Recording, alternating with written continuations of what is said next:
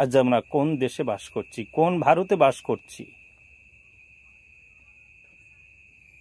এই মুসলমানেরা বুকে রক্ত দিয়ে এদেশ স্বাধীন করেছে, আর সেই ভারতে আজ মুসলমানেরা স্বাধীনভাবে চলতে পারে না, খেতে পারে না, থাকতে পারে না। এমন একটা সরকার এসেছে মুসলমানদের উপর অনবরত অত্যাচার চালিয়ে যাচ্ছে। আজকের সোশ্যাল মিডিয়ায় দেখলাম একজন ইমাম সাহেব, আলিগড় মসজিদের ইমাম সাহেব প্রতিদিনের মতো সকালবেলা সাইকেলে চেপে টিউশনি পড়াতে যাচ্ছিল। প্রতিদিনের মতো যায়, আজকেরও যাচ্ছিল। কিছু দূরে গিয়ে ওই রাম ভক্তরা মসজিদের ইমাম সাহেবের পথ আটকালো। সবাই মিলে ইমাম সাহেবকে বলে, রাম রাম বলো, জয় শ্রীরাম বলো। ইমাম সাহেব বলবে না। ইমাম সাহেব অস্বীকার করলো যে আমি বলতে পারবো না। যখন তিনি বললেন আমি বলতে পারবো না, অত্যাচার শুরু হয়ে গেল, মারপিট শুরু হয়ে গেল ইমাম সাহেবের উপরে।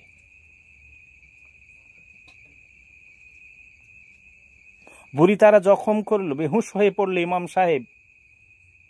কোন সনাতনী ধর্ম রাম ভক্ত মানুষেরা কি দেখেনি, প্রতিবাদ করলো না যে কেন অন্যায়ভাবে একটা মানুষের উপর অত্যাচার শুরু হচ্ছে? মুসলমানরা কোনো সময় বলেছে কোন হিন্দু ভাইদেরকে পথ আটকে বলেছে তোরা আল্লাহু একবার বল? বলেনি, ইসলাম শেখায়নি। আপনাদের কোন রামায়ণে, কোন মহাভারতে, কোন বেদ পুরাণে লেখা আছে যে মুসলমানদেরকে তারা জয় শ্রীরাম বলো, জয় শ্রীরাম বলতে হবে? ভাই ছেড়ে দেন। কেন নিজেদের ধর্মটাকে নষ্ট করছেন, বেইজ্জতি করছেন, অপমান করছেন? হ্যাঁ,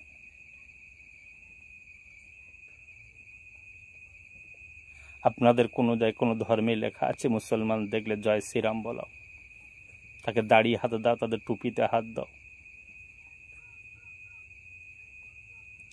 কেমন তোমরা সনাতনী ধর্ম, কি ধর্মের তোমরা পরিচয় দাও? এতে তোমাদের ধর্ম অপমানিত হচ্ছে ভাই, অপমানিত হচ্ছে। ক্ষমতার বল সব সময় থাকে না, একদিন ক্ষমতাহীন হয়ে যাবে, তখন বুঝবে কি অবস্থা। মুসলমান আজও পর্যন্ত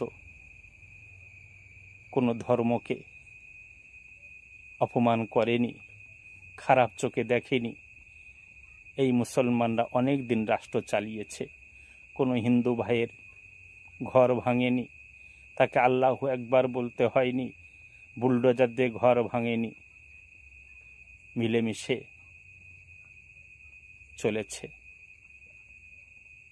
সকল জাতিকে নিয়ে। আজকের এমন একটা সরকার এসেছে,